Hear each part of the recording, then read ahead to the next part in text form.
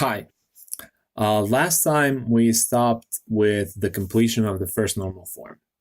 This is the second video in this series, and it will explain to you the dependencies we need to know for continuing on the process of normalization. These are, of course, partial dependencies and transitive dependencies. So let's get straight into it, what they are and what they mean. So a partial dependency, a dependency we're going to be looking for in the second normal form.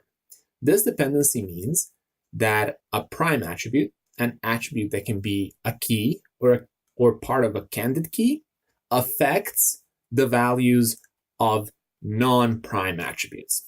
Let's look at an example of this. So a pet ID, a pet ID is an incrementing integer, which is a good example of a prime attribute. And the dependency that we can see is only if we see this pet and we don't see any of the remaining columns. So let's say we delete them. We'll know that 246, if we remember what we deleted, means that it's going to be a dog. It's going to be called Rover. It's going to be 12 years of age. So this is the dependency. And we're going to know all the information based on the key. We're going to see that key leads to something. So let's return all of the information back. And the easiest way to explain this is if we look at the illustration we made in the last video. Now we're talking about this illustration. So let's see you have a foreign key here, and you only know that the pet is 298.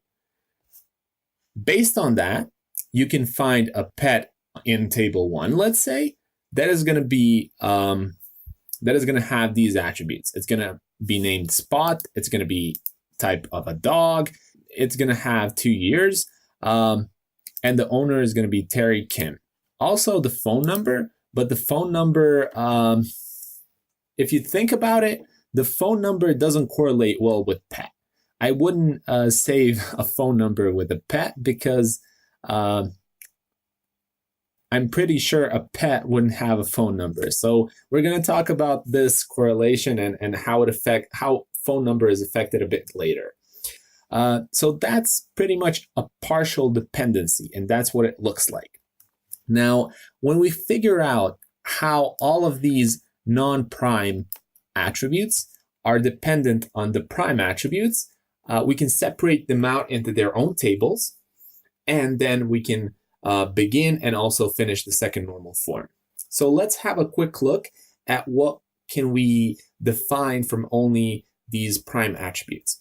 So we already said that pet name, pet type, pet age, first name, and last name, also maybe the phone, can be defined with pet ID. And let's say pet ID is this color. So let's say, let's see what the procedure name can be defined with.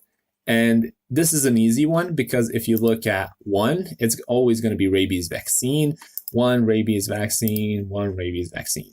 So 1 is going to correlate always to a certain value. And if 1 correlates to 2 or more values, we cannot use that as a partial dependency. Let's mark this also as figured out when it comes to correlation. Now, what are the things that remain? So we have price, and we've kind of touched upon this, but price was per unit, and it's not the final total price. So we have rabies vaccine times 2, it's 24. Rabies vaccine in this transaction is only 1 in quantity, but the price is also 24. So we see that even the price can be affected with the ID. But in this case, I feel like it is a good way to define it as a partial dependency. So let's just define it as that for now, but we'll quickly see that visit date and quantity are still remaining. Now pause the video and try to define visit date with the attributes we have right now. So 1, 2, 3, solution incoming. So visit date just so happens that it's like that it cannot be defined with any attributes we have here. What I mean is you cannot have a partial nor a transitive dependency that can define it well. So here's what I'm going to do to try to illustrate this a bit better. If you remember this photo or this drawing that we made, we have a table called T3, which defines a many-to-many relationship. And if we think about our pets and our procedures, when we can't figure out an attribute, we need to think of this.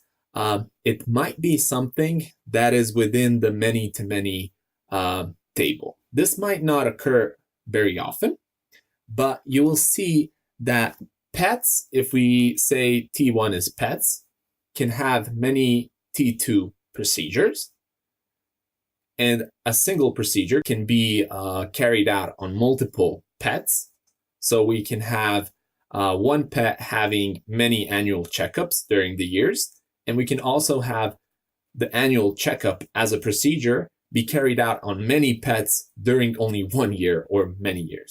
So we see that it is a many-to-many relationship, and we can't really put the date in any of these T1 or pets or T2 or procedures tables, and we cannot define them with their attributes. So this date, actually, when you think about it, is most logically to define it with the primary key of the T3 table. Now, we don't have that primary key in our table, so we might just add it as a transaction ID.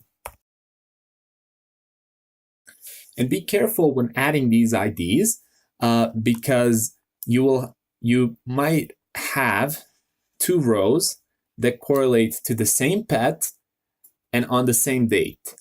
So they are just one transaction ID. However, as a disclaimer, I am presuming that if a person brings two pets on the same date and has different procedures carried out on them, they're going to get a receipt or an invoice for one pet that will have its transactions and for the other. So they're going to get two receipts.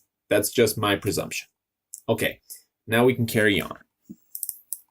When we have the transaction ID, we'll quickly see that the transaction ID, let's mark it with another color, like green, can map out the visit date uniquely.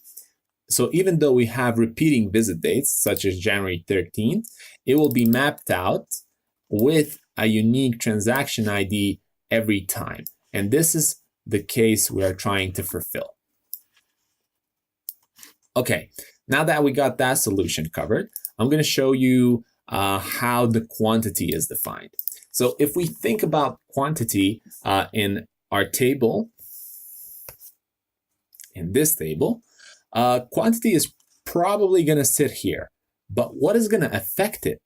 And if we analyze our data for a bit, a transaction ID is pretty logical to affect the quantity. But can it determine the quantity uniquely for all the transactions? Let's see. So an interesting example to look at is when you have two items on the transaction. Now, if we were to say that this dog had two wound treatments instead of one, we would see that here we cannot define quantity of two and quantity of one uniquely with the transaction ID.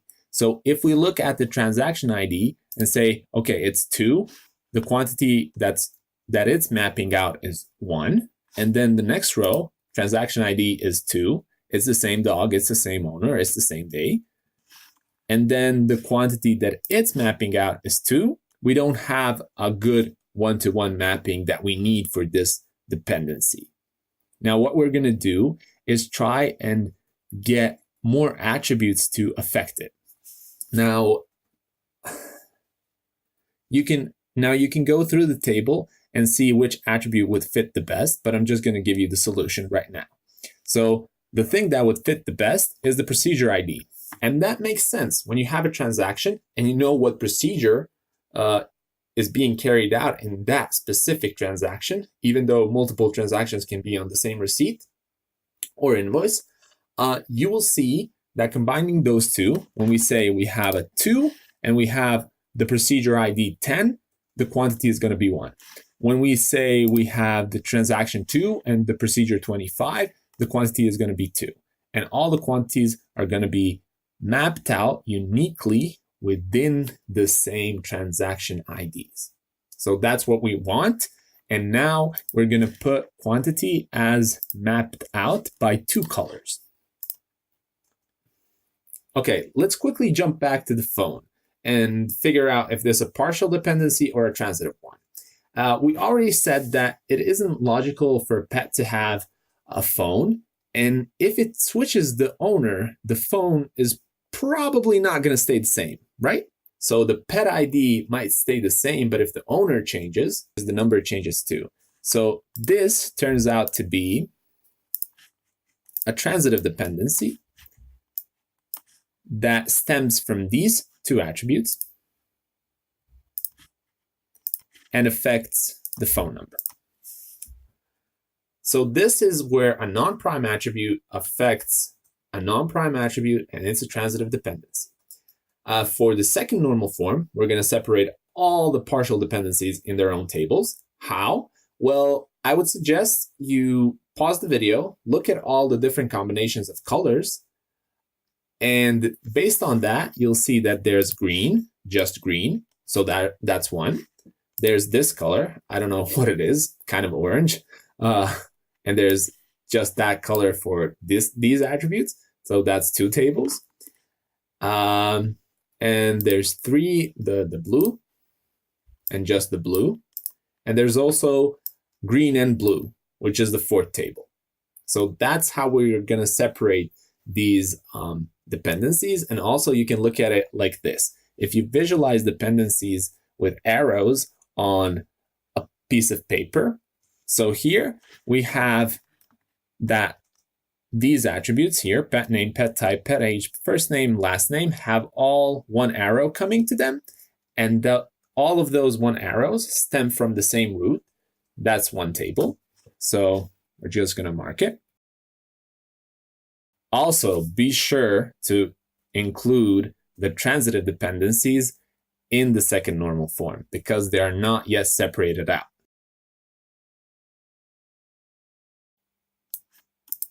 And we again come to the conclusion that in the second normal form, we're going to have 4 tables. So 4 tables are everything we're going to need for our second normal form. Now, I'm going to be splitting tables in the next video since this one took a bit of time. And I hope you can use this video to figure out what partial and transitive dependencies are, how they map one another, how the primary keys can map other values, and with just the use of that primary key, we can know other values. Also, in transitive dependencies, how 1 or more non-prime attributes can determine another non-prime attribute. Hopefully, this video has been helpful. If you're still struggling with the definition of partial and transitive dependencies, please look at the links below and try to read them. Also, there is other content on the internet. Try to get it from them. Maybe I haven't explained it all that well. And I hope to see you in the next video where we'll be separating out the second and the third normal form out of this single mashed up and joined database. Hope to see you there, and goodbye.